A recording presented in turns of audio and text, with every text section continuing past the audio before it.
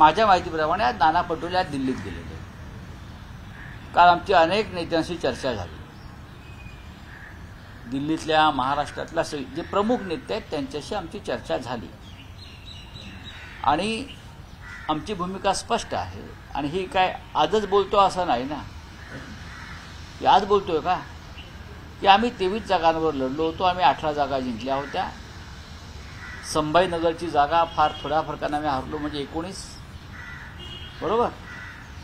शिरूरची जागा आम्ही लढलो, तिथे आता राष्ट्रवादी काँग्रेस पक्षाचे खासदार आहेत.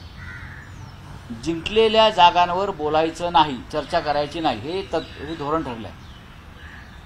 जिंकलेल्या, आता काँग्रेसने जागाच जिंकलेल्या नव्हत्या महाराष्ट्रात, पण जिथे काँग्रेसची ताकद आहे, जिथे काँग्रेस जिंकू शकते, जिथे काँग्रेसची आम्हाला मदत होऊ शकते, तिथे काँग्रेस राहणारच.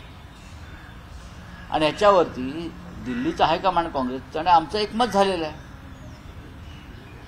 त्याच्यामुळे महाराष्ट्रामध्ये जर कोणी काय इतर मुंबईतलं कोणी बोलत असेल तर त्याकडे आम्ही फार गांभीर्यानं पाहण्याची गरज नाही. उद्धव ठाकरे आणि माननीय शरद पवार साहेब यांच्यामध्ये उत्तम संवाद आहे. शरद पवार, माननीय उद्धव ठाकरे आणि दिल्लीत खरगे साहेब, राहुलजी आणि वेणुगोपालजी यांच्यामध्ये अत्यंत चांगला संवाद आहे.